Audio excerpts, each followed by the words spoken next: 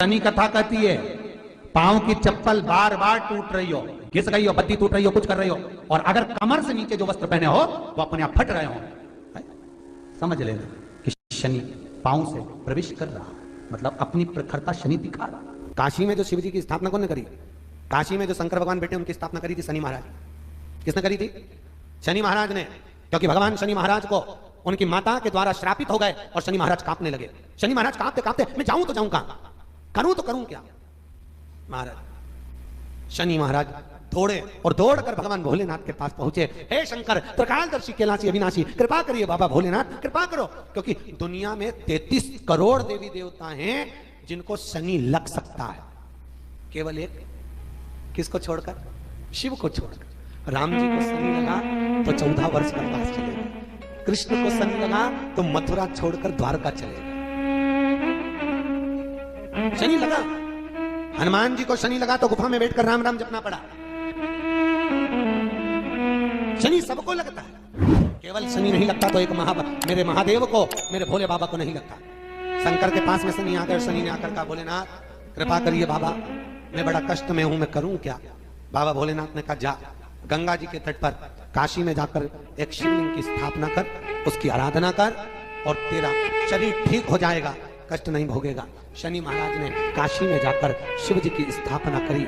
आज भी नियम है, जिसको शनि लग जाता है एक काजल की डिब्बी ले लो और काजल की डिब्बी को 21 बार उतार कर उसको एकांत में जाकर, जंगल आदि में एकांत में किसी पेड़ के नीचे इतना सा खड्डा खोद कर उसमें काजल की डिब्बी को डाल दो और मिट्टी से पूर दो, उस व्यक्ति का शनि समाप्त हो जाता है। काशी विश्वनाथ का नाम लेकर काजल की डिब्बी को 21 बार उतार कर अगर काशी विश्वनाथ का नाम लेकर शनि वाले व्यक्ति को अगर पेड़ के नीचे दबा दे, शनि उसको परेशान नहीं कर सकता। शनि कथा कहती है पांव की चप्पल बार बार टूट रही हो, घिस गई हो, बत्ती टूट रही हो, कुछ कर रही हो, और अगर कमर से नीचे जो वस्त्र पहने हो वो अपने आप फट रहे हो, समझ लेना कि शनि पांव से प्रवेश कर रहा, मतलब अपनी प्रखरता शनि दिखा रहा।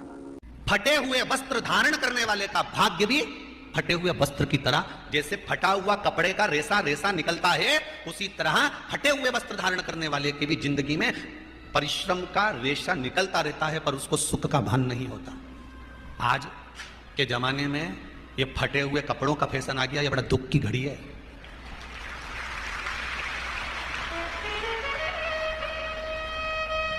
ये बड़ी दुख की घड़ी है महाराज, और लोग उसको फैशन समझ रहे हैं।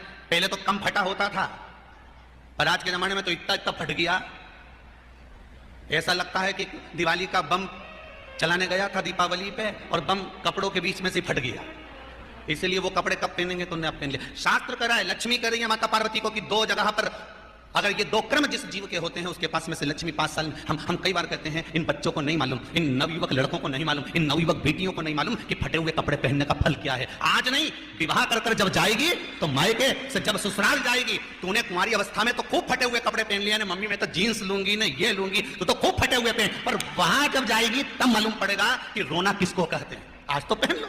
शनिवार शमी के वृक्ष के नीचे रहते हैं, सूर्य अस्त का समय हो, प्रदोष का समय, प्रदोष काल, शाम के समय पर कटोरी में सरसों का तेल ले लीजिए। शंकर के शिवलिंग पर किसी मंदिर में जाकर सरसों का तेल शिव पर चढ़ाएं। तेल चढ़ते समय शंकर के शिवलिंग पर त्रिपुंड बना दें। ये एक उंगली, चीटी उंगली के पास वाली उंगली शंकर के शिवलिंग पर टच कर रखें और अपनी मनोकामना पूर्ण करें। बाबा विश्वनाथ पूरा करता है। भगवान शंकर के द्वार पर स्वयं शनि महाराज आज मिलने के लिए, और जितने ग्रह नष्ट देने वाले हैं, कारक ग्रह हों, बेकार वृत्ति वाले हों, वो सब आज शनि सबके दोष मिटा देता है। शंकर भगवान के मंदिर में आज से दिन, मंदिर में नहीं तो घर में अगर शंकर का शिवलिंग है तो एक दिया अवश्य लगाओ। शनि महाराज जीवन का सुख प्रदान करेंगे, आनंद। मान लो कोई व्यक्ति पैसे खाकर चले गया, नहीं दे रहा है, तो शास्त्र कह रहा है भगवान शंकर के मंदिर में शमी का पत्र, शमी का पत्ता, शमी पत्र, शंकर के मंदिर में काली तिल्ली के साथ में शमी पत्र, शनि सुख करें। स्वयं शंकर को प्रदोष का व्रत, इसलिए निवेदन है बन सके व्रत करते हुए भगवान शंकर का अनुमोदन करें, जीवन को सार्थक बनाएं। भगवान शिव का स्मरण करते आनंद करते, शंकर सुख की देंगे, शिव आनंद। आज शनिवार का दिन है, जिस दिन अपन इस दरिद्रता से मिलने के लिए पीपल के पेड़ के नीचे आए हैं, हिंदू धर्म में ये दिन पीपल के वृक्ष के लिए पूजनीय होगा। जो भी शनिवार के दिन पीपल के वृक्ष की पूजन करेगा, दूध चढ़ाएगा या मिष्ठान का भोग लगाएगा, लक्ष्मी और नारायण उसके घर में प्रवेश कर जाएगा। लक्ष्मी और नारायण उसके घर में प्रवेश करेगा। पुराण की कथा कह रही है कि दुनिया के सारे तीर्थ नहीं जा सकते, पृथ्वी की सारी नदियों में स्नान नहीं कर सकते, पवित्र नदियों में आप स्नान नहीं कर सकते, या किसी भी तीर्थ में जाकर एक रात्रि भी विश्राम नहीं कर सकते, या हमने जिंदगी में कोई दान करा ना करा, कोई पुण्य करा ना करा, कोई सत्कर्म करा ना करा, कोई शास्त्र पढ़ा ना पढ़ा, कोई शास्त्र सुना ना सुना, उसके बाद भी शिव महापुराण की कथा कहती है कि एक दिन में अगर मात्र एक बार भी आप शंकर के शिवालय में प्रवेश कर गए या मंदिर में प्रवेश कर गए तो सारे तीर्थ, सारी नदियां, सारे सरोवर, सारी बावड़ी, सारे तालाब, सारे कुंड के स्नान का पुण्य, दान का पुण्य प्राप्त हो जाता है, केवल शिव तत्व को प्राप्त कर लेने। शिव महापुराण की कथा कह रही है कि घर में जो दिया होता है वो दीपक भी कोई साधारण नहीं होता,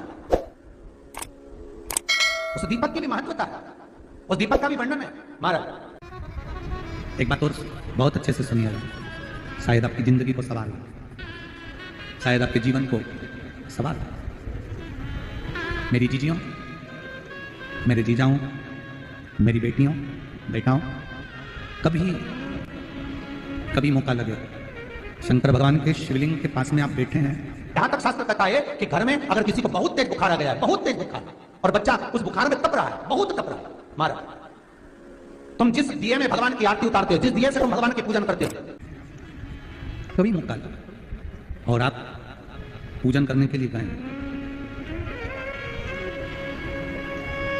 कभी पूजन करने के लिए, और आपको शंकर भगवान के शिवलिंग के पास में या शंकर भगवान के शिवलिंग के ऊपर कनेर का अगर पीला फूल देखा है ना आप लोगों ने, अरे बोलो तो जमते, देखा है? कनेर का यदि पीला फूल शिवलिंग के आसपास में या शंकर भगवान के ऊपर कहीं रखा हुआ भी दिख जाए, विषम परिस्थिति हो, बहुत हिम्मत ना हारते हो, कभी भगवान अकेले में एकांत में आप पहुंचे उनके पूजन के लिए, कनेर का पुष्प वहां रखा, चाहे वो जलाधारी पर रखा हो, चाहे वो शिवलिंग के पास में रखा हो, शिवलिंग पर रखा हो, उस कनेर के पुष्प को अगर आप 5 जगह पर स्पर्श कराकर अपने हृदय की बात कहकर वापिस महादेव को समर्पित कर देते हो, तो भी मेरा महादेव तुम्हारे दुख का निवारण कर देगा। अब वो 5 स्थान, पहला गणेश जी का जो स्थान होता है वह जगह, दूसरा षडानंद कार्तिक, तीसरा अशोक सुंदरी वाला, चौथा जलाधारी जो ऊपर से बूंद बूंद जल नीचे गिरा रही है, जया, विषहरा, शामली बारी, दौतली, देव, शंकर जी की 5 बेटियों का, और 5वें नंबर का है शंकर भगवान के, जो कैसे वर्णन किया जाए, त्रिशूल के 3 भाग होते हैं। करें दर्शन आप लोगों ने, ये से सामने त्रिशूल लगा है, इस त्रिशूल के ऊपर देखेंगे तो 3 भाग दिख रहे हैं, नजर आ रहे हैं सबको?